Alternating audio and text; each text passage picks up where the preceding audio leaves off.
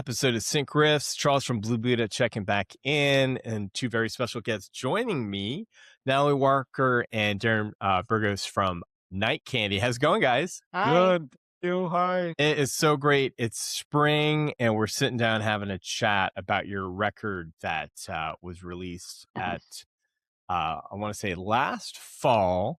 Self-titled debut album with 12 cuts on the dream pop synthwave lane. And we're going to talk about some of the cuts. And my first question for you guys, and Natalie, you and I have worked together over the years with your solo material. And then same with Darren, working with you with your other project, Chance of Lightning. Yeah. And we'll start there because I know Natalie was featured on a couple of cuts for the Chance of Lightning project. But I was curious how those collabs came together. I don't know if Natalie, if you want to take that, and how did you and Darren first connect on working together? They reached out to me and sent me a whole playlist of songs, basically, and they were just looking for a female vocalist. And I really liked several of the tracks and just felt like it was a good fit. And so I mean, it was really simple. Anytime I've ever collabed with anybody, if I like something, then I'm like, yeah, I'll put some vocals on this and see what you think. But that's how my career started with Daughter Darling. So I just recorded. Did I do some rough vocals for you guys before, Darren? Or You did for Heart Like a Lion, right? So people don't realize this, but Heart Like a Lion was originally a Chance of Lightning song, but I think that Natalie loved that song so much that we wanted to release it just as a Natalie Walker song instead. But that was the first one. We had sent her Heart Like a Lion, me being they being Dylan Willoughby from Lost in Stars, who's no longer in Chance of Lightning, by the way. Almost the whole Chance of Lightning record was basically made pretty much by me. It was. He has two songs that are, I think, that he contributed to also. But when we reached out to Natalie specifically, and we loved her voice, and we wanted her to do some of the songs on there, and Natalie came back with a vocal for Heart Like a Lion, and it sounded amazing. And then that was it from there. Then she did a few other songs on the record, and that's history, basically. Yes. Yeah. I mean, the textures and not only the production, but obviously your vocals, Natalie, on Writing on My Mind, and then the conscious decision to do the acoustic version. I mean, we'll share the links. Unfortunately, I can't play cuts. Otherwise, we'll get flagged for copyright issues. But Writing on My Mind, the backstory, I don't know, Darren, if you want to take this. What's the narrative in the storytelling of Writing on My Mind? So let me think about it, because I was not the only lyric writer on that. Really, it was just about staying open to everything. Staying open to everything, right? Not to not push out things and to just let things to let things come in and not block things out. I mean, and also, there's a line I think that talks about being being at night and watching out the window and seeing all these different lights, and the lights represent a lot of other people that have a lot of other dreams and things also, right? Just to know that everybody is here in this world together, sort of, also. And I just thought me and the other lyricist, James Palacio, thought it was just a cool idea to remind people that should just be really open and just and such. And that's really what it was all about. I did all the production on that one, all of it, every bit of the production on it, and then helped with those lyrics too. I'm a good lyricist, but I'm not the best. That's why I use some other friends to help me with lyrics sometimes. And Natalie is an amazing top line writer and lyricist. So a lot of times I rely on others for the lyrics sometimes, but I help for sure. 100%. And yeah, I just pulled up the composition lyrics on Spotify, and yeah, Natalie, Darren, and Jimmy, you guys collabed on that. Natalie, a question for you, because I think, in your career, working with, like, shout out to like Dan Chen back in the day, and on your solo record, that process when you're working with other co-writers or producers, and your vision when it comes to your songwriting, everything from, your solo material, or, starting from Daughter, Darling, and then Natalie Walker as a solo artist. And then now you have the incarnation of working with Darren. But what sort of, walk me through, because I'm always fascinated at that process when you're working with a collaborator or producer. And like Darren said, you can top line and you can hold your own. So what's like, where do you start in that process? You mean with lyric writing? Yeah. Well, I always have like a little book. I went through a phase where I used my notes and my phone a lot, but I like the tactile feeling of writing words down.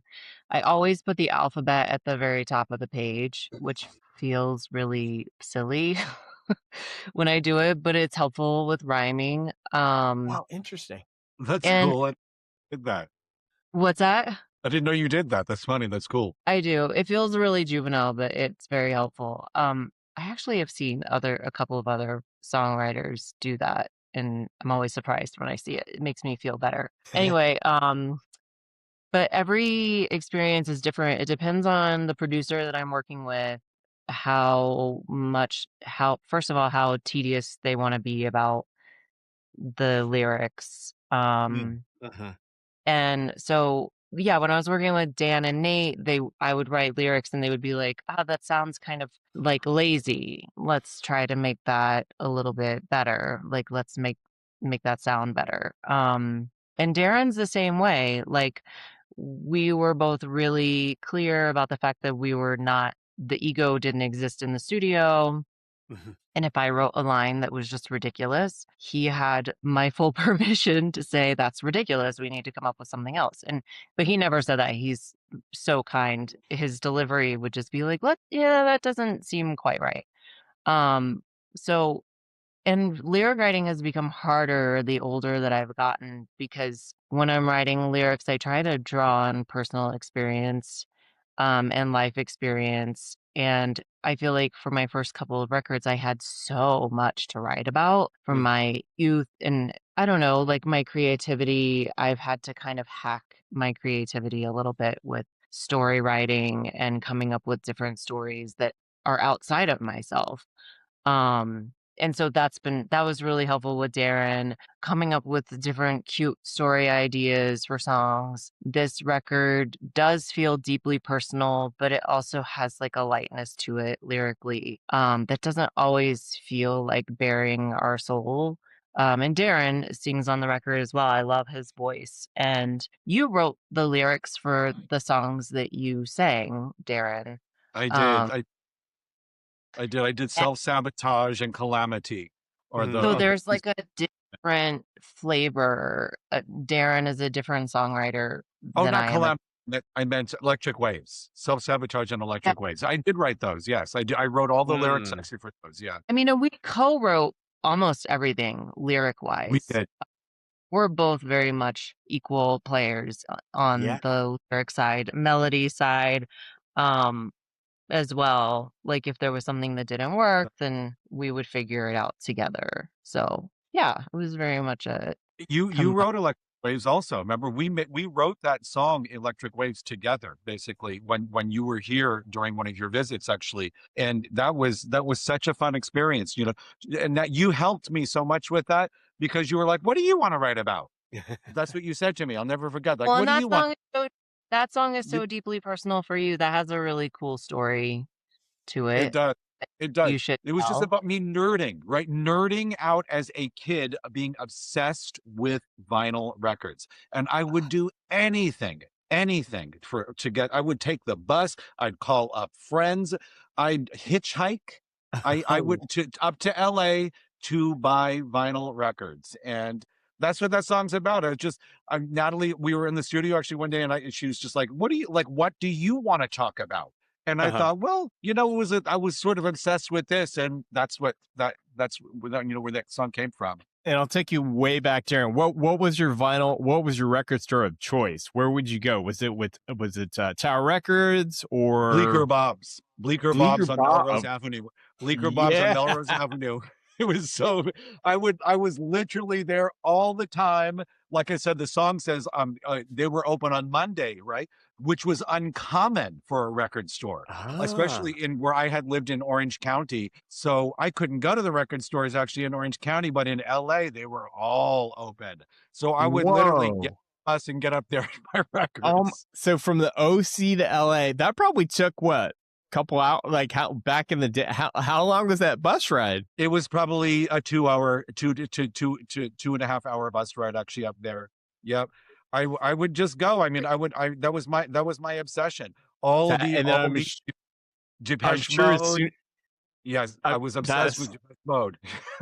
I'm sure as soon as you got back through that front door, the vinyl came out of the bag, throw them on to the record player. But no, that's cool, Darren and Natalie, because for me, this record has so many different textures and layers of emotion. But my top 3 tracks, as I was preparing and thinking about our chat today, Calamity was one of them, Balloon, and then 2-Player Fantasy. I mean, that's vintage Natalie Walker with what you do vocally, Natalie, on that track. And I think, having worked with you and seen the incarnation of your music over the years, what you've done with Darren is just kind of genre-wise, you guys can't be pigeonholed, which I love because, putting out authentic music. I've been a sync agent for 20 plus years, and my advice to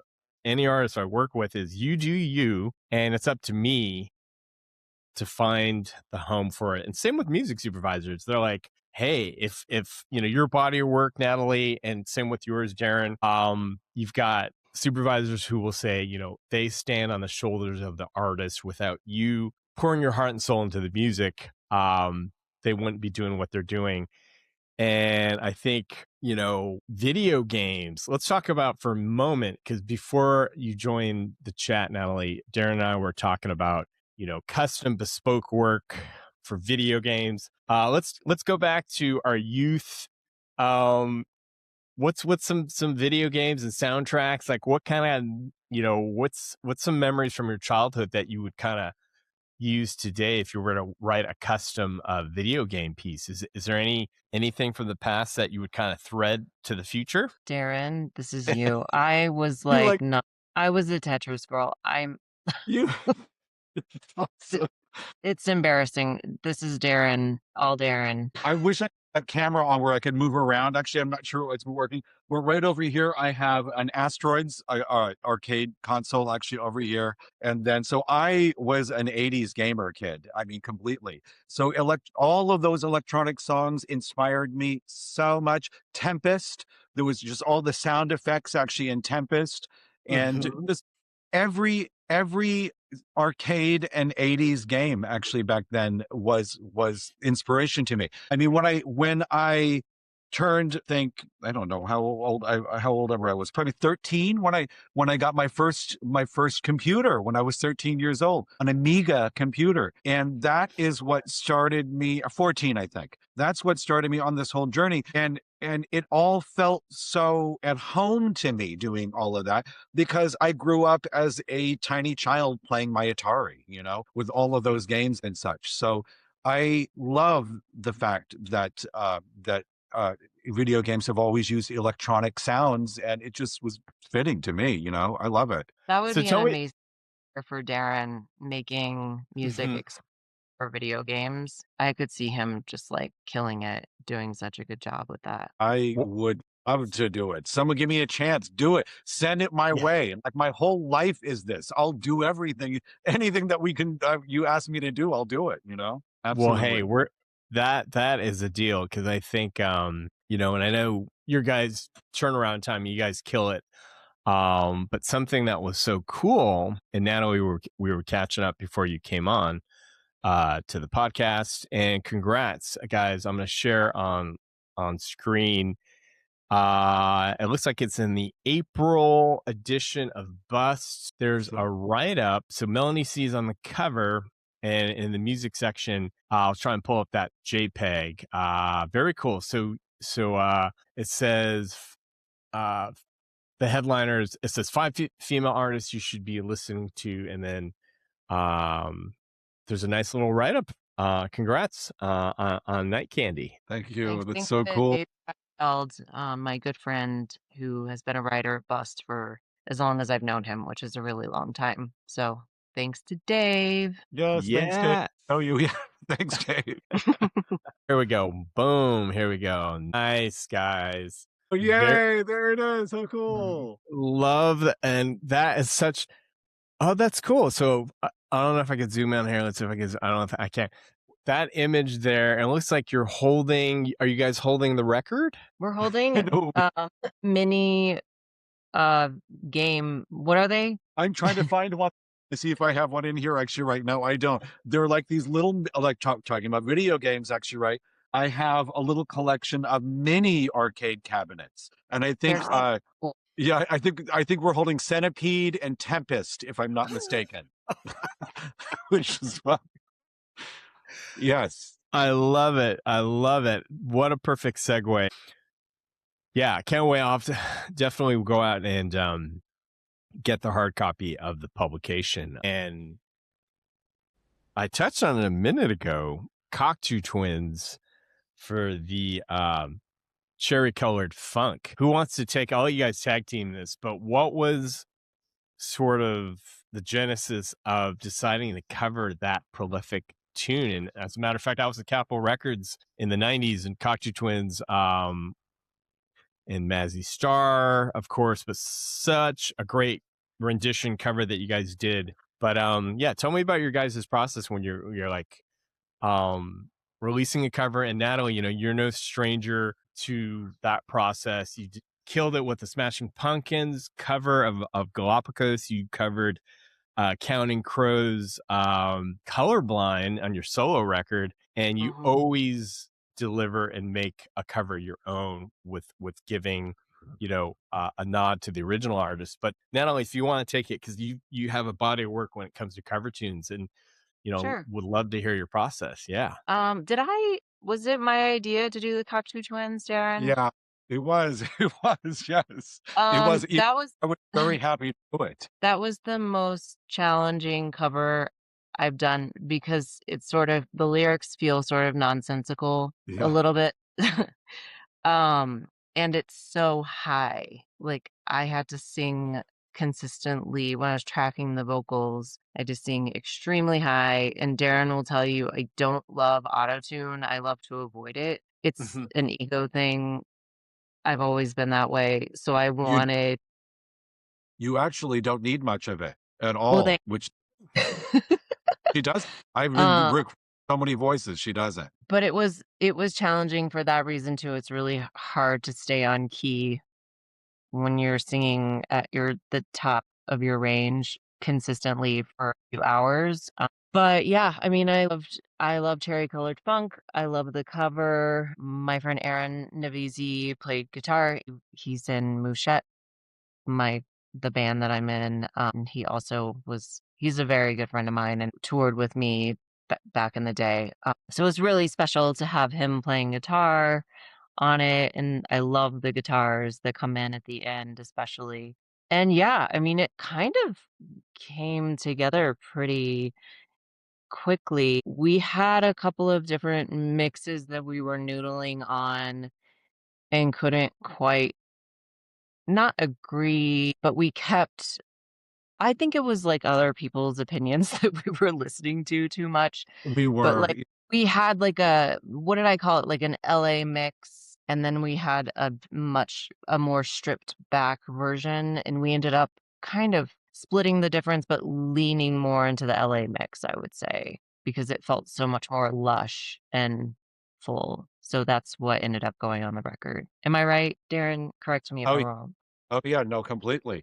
And it really wasn't that different from the very first time we created this, right? When she was at the studio, my old studio, actually, when we did this, because this is my new place. But she sat down and we found a bass sound that we liked. We did everything from scratch, actually, on that, from scratch. That initial dum bum bum bum bum bum bum bum bum, that bass was the one that made it from the second we started until the very end of the track, actually. But we did have some decisions on mixing, right? And getting it actually the full feel and overall thing. But yeah, the whole piece came together almost immediately. Logic Pro. Yeah, I'll open up. You know what I might open up? Let me see. How about Running Into Trouble? That'd be so fun to open up, actually. Here, you guys talk amongst each other for just a second and I'll open it if you can. Anything's possible. We have not ventured into that territory. Just, I think logistically, it's been, I mean, I live in the middle of nowhere in Colorado and Darren lives in California. And historically, I haven't performed a ton live. Like, I went through a phase in my solo career where I was touring quite a bit and doing like residencies in New York and stuff. But it's not my favorite just because I have like insane stage fright. I don't know. The discomfort of it sort of makes it easy to avoid. So, but Darren is like, let's perform. Let's like, do a live show. And it's not something that I'm like totally closed off to, but we don't have anything in the books and we haven't really discussed that Let's extensively. do it. I would be so down to do it, and I would love it. Honestly, I would absolutely love it, and I would be completely. We'll go anywhere, actually, if we could. Let's do it. Song is coming up. No, I can't play it. Right? Did you say I can't play it? It's funny to look at. You guys are going to be like, oh my gosh, let me because there's so much stuff actually in it. So this is good, right? To take a peek here. I'll share it and I'll full screen, and then I'll say allow. Okay, I'll allow to share a window. I'll allow to share my whole screen. I'll do the entire screen. And so here's Running Into Trouble, actually. So there's a lot of tracks actually in this, but this is pretty common. Now, look, things might not be named properly or anything like that. But how many tracks does this have? This piece actually has, I think this is the final version, which was the version 2.0.4. There was a way to number them. But there's probably close to 100 tracks actually in this. And if you just peek, here's like the mixer in here. Here's let's look at some of the instruments actually we used actually on this. We use the CS80V, which is this super cool Arturia instrument. It was originally by Yamaha, I think, from the 80s, the CS80V. That's used heavily on the strings and such. We use Diva. We use this Diva instrument actually too, which I love. And I think for one of the bass or the chord parts. We use a drum. Is this the drums? I think we use the Drum Machine Designer primarily, which is a Logic plugin that I basically just load up with all of the individual one-shot drums, like the kick and the snare and the hi-hat and all the different sounds. And then I have that set to go out to all separate individual tracks. And then just tons and tons of different plugins. Oh, look, we use Massive X and Synth, and this other one actually here called Synth 5, actually from Arturia. This one, there's so many different sounds actually and different effect things that we used inside of this. There's tons and tons of layers of vocals within this. I think they're hidden actually also right now. Oh, here they are, right, all over here. Here's all the different layers of vocals. We make everything from scratch, and I've always done that, right? I know a lot of people are talking about using AI and everything right now, and I've used AI occasionally here and there, right, just to maybe fill in a part. Every single thing that off of the Night Candy record is not AI. It's from scratch, from the ground up, and that's the way that I work, and that's the way that I produce. I would say 99.999% is from scratch of this record. Yes. One of the songs, what is it? I'm blanking. Wait, it's right here. Oh, I know. Moonlight Can I talk about this, Darren? Is it Yes, okay? please talk about it. So Talk about Moonlight cool. Moonlight Bloom was birthed from an AI idea, which was the first time I had a lot of resistance around that in general. And Darren sent the track to me, and I was like, "Oh my God." And there were like AI vocals on it and everything, and I liked the track. Um, but we decided that if we were gonna translate that song onto the record, it would have to be from scratch, and I would have to tweak the vocals, the lyrics. We basically, like, took that was, like, the scaffolding of Moonlight Bloom, and then we just, like, basically built a beautiful house around it. It was We so the it's very different from the AI version that was, yeah, like, the version 1. yes. So that's the Now only track. now Now that is the only track actually, but here's the even the cooler thing actually about that actually though. The song, the actual production of the song and the whole thing was made from scratch. Yeah, Absolutely from scratch. And then what I did is I had taken the song because I wanted to give Natalie a melodic idea, right? So, from that song. Actually, let me close this. I'm gonna stop sharing. Actually, I just wanted to pull up that show you guys just to see like some crazy song actually like that. But I had taken that and I had made the song from absolute scratch and then uploaded it to this service called Udio, I think Udio, and I asked Udio to not touch the song at all. I didn't want anything from it other than a vocal over it. So what it did is it took the song and it created this AI vocal actually over the top of it, and then I was able to use Logic Pro to extract the vocal off of the AI track. And since I have the entire broken down production still because I made the song, I just took the vocal, popped it into the song, and then bounced it out, sent it to Natalie. She was inspired by it, but then made it her own, and then that's how the song came out. That's exactly yeah. right. You use it to kind of fill in what you weren't thinking of, or to give you ideas and such action like that,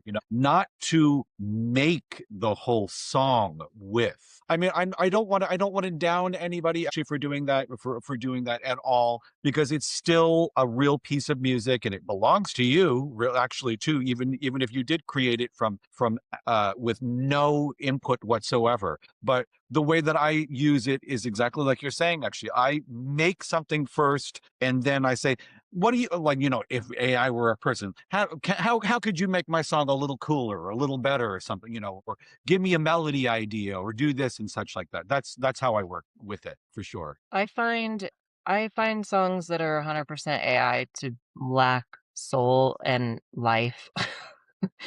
Um, I can. I I was in a I was in a restaurant with my son a couple months ago around Christmas time. I was in December, and it took me about 2 minutes to clock the fact that every single song, every single holiday song they were playing was not real. It was AI. And it was so eerie and strange to me.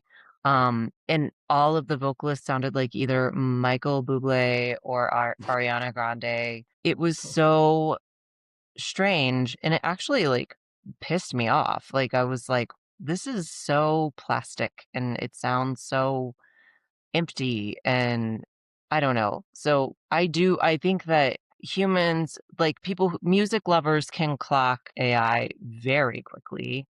Um, and I think that the average person would probably not even think about the background music, whether it's real or not. But I don't know. It's important for us to make authentic music Yeah. that really feels soulful and honest. And I think that Darren does that in his own project. And that really came through in Night Candy as well. I'm really Yes. proud of the record that we put out. I am too. I love every second, every song on that record. I'm so happy with and proud and love it completely. Is it on Bandcamp? Did we put it on Bandcamp? We should have. Oh, If not, I'll do it. I'll do it today. So by the time the it'll be video there in goes 10. up, it'll be there. I think it is. Yes. Yeah. Yeah. Yeah. That's right. That's right. No, I like just Natalie. I don't know. I didn't even know about this. I wrote this. I wrote a song actually for this drag queen from RuPaul's Drag Race called Sugarcane, and she's going to be on. Sugarcane is going to be on RuPaul's All Stars, right? So Yeah. now the dance they might use the song actually on the show, which would be the most incredible thing for me. It would be amazing. So yeah, and you know what? I texted Sugar this morning actually to tell him, just as a reminder, actually is that I have all the broken down pieces, right? See, you guys, that's where AI, you can't do. It can't do that. Me and Natalie can take my laptop and all the instruments, every broken down sound that is being generated on the fly, go out to a show, press play, and every sound is being generated live on the fly. I can actually change it. I can tweak it. I can manipulate the sounds. With AI, how do you do that? How do you say, oh, I made that part, or I did that part, or I wrote that part, or I did those chord progressions and such like that? So I hope that one of these days there'll be a backlash, like there's someone will say like, oh, they just typed a song, or one day, and there's a way to prove that you just typed a song versus what you actually went and sat down and made the chords and the melody and the whole thing. So is Apple Music potentially saying, or someone I thought was potentially going to do a label to say that this song was primarily made with AI or not? And honestly, I hope they do that. I really do. Oh my God. On Submit Hub. I love Submit Hub. Yes. This is my real. Yeah. Yeah, Yeah. I think that's some calibrating to do. The thing that I worry about is the music industry is so saturated already and I think it's amazing that, there are people making music in their home offices and putting out records, and there's a lot of talent out there. But when you throw AI music into the mix, it doesn't necessarily have that skill set or passion. I mean, Darren and I are lifelong song makers. We've dedicated our entire lives to this. And then you have like an 11-year-old who's like, I want to make a pop song. And then they like type out a description and then they put it on iTunes. Like it just becomes more increasingly saturated and more difficult to sift through and find the real, the real music, essentially. Yeah. Coming from, artists who are really, really pouring their heart and soul into it.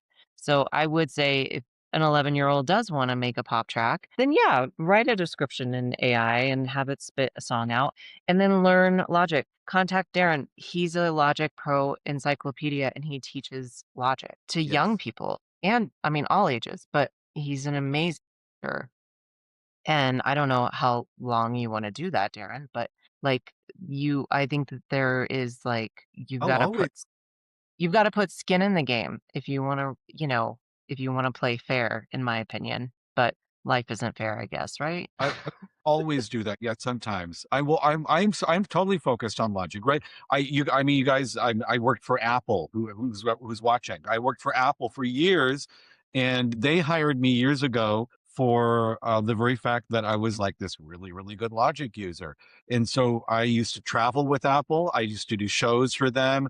I used to do NAM. Remix Hotel I did for them once actually when it was in Florida. I went Macworld when Macworld was happening and the whole thing. And so I was a Logic Pro expert for Apple. So when I left Apple, I made Logic Pro expert. And so I teach it. I teach Logic Pro on a daily basis. I have a session later today. So I've been using it forever. So that's why I'm good, good at it, is because I'm always making music with it too. Always. And someone could bring you an AI song and be like, "I wanna make this my own song. Can you teach me how to do that?" And then I could see you getting really stoked on doing that, you know? "Oh, I yeah, let's." I just did that with a client. They brought me a song and I was like, oh no, right? I'm like, why aren't all the drums broken out? And then he's like, oh, well, that's from an AI. I'm like, okay. So I helped him sit. I helped him basically find all of the individual drum sounds that were probably used within the AI, and I showed him how to break it all down. And actually, and then we had all the drums actually separated on separate tracks. The clarity of his song went up so much by that. So yes, I already, yes, I've helped someone do that. I would say don't get discouraged by the fact that there's a lot of people making music. It's an industry that's really easy to get jaded by. Um, Darren and I have been doing this for a long time, and you really do have to like put your blinders on and remember why you're making music and not focus so much on the potential of success in like a traditional form or traditional sense. I think that right now, the patterns that I'm seeing that are working for artists is making music and putting it out and not spending a ton of time thinking about press or radio even right now, just putting your work out into the world. And you've been really instrumental, Charles, allowing the world to hear my music, with through sync opportunities. And that's actually been, I mean, I tell people when they're like, "Oh, do you tour?" And I'm like, "No, but my music you've heard my music before, probably." And that has been more of a lucrative opportunity for me as an artist than any other than touring or dumping money into PR and stuff like that. I just think that like the traditional way of doing things in the 90s for music artists is not working now, and I have a lot to learn about what the trends are and what's working for people, but sync opportunities really are kind of where it's at. And so I appreciate you, Charles, for shopping the music. I know that you have a really extensive catalog of artists that you shop, and it is a game of patience, and it's just kind of on the back shelf for me, knowing that you're out there with the Night Candy record and with all of Darren's material and with Darren as a producer in your back pocket if you need something customized for a scene or whatever. And me too, if you need vocals for that track or whatever. But um, yeah, I think that it's just the focus on just making the music is probably the best advice that I have, and not getting like too hung up on the the fame or what other people think of your music or stuff like that, because you're ultimately creating music for yourself. Yes.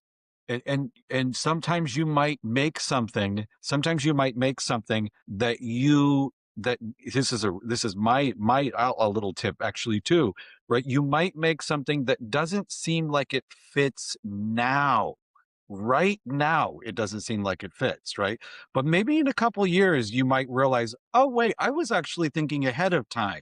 I was thinking because now all of a sudden this song that you made actually 3, 4, 5, 6 years ago, now it kind of fits. Now it kind of fits with what's going on. You might be more ahead of yourself than you think you are, you know? Yeah, don't delete anything. Like Yeah. I have voice memos on my phone from 2017. Yeah. I know Darren's like probably thousands of tracks, I have and time. it Yes, is I do. really go back and be like, "Oh, I have this little tidbit that I can put into or make into an actual song." So, I was just telling that to Charles. I was just telling him, it's like, I have this huge catalog where I can pick one and be like, okay, I think I'm going to fix this one up, right now. So yeah, I, yeah, mhm. yeah, Cool, and I wanna add to your listeners, we have a very tiny social media presence, Night Candy, right now. We have a TikTok, we have an Instagram.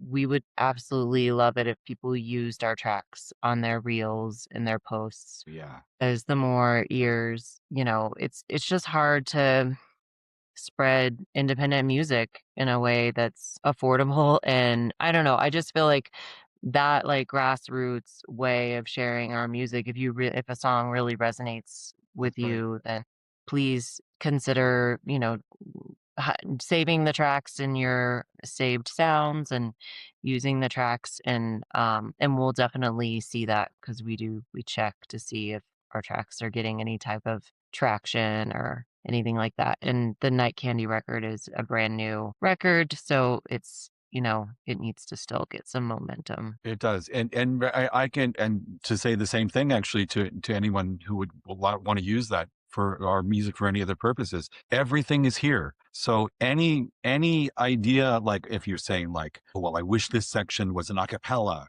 or I wish this section had, this particular, I've got every track. I've got every single broken down sound. So if you need any customizations of those, I can do it. The And just publishers. reach out to me. Yeah.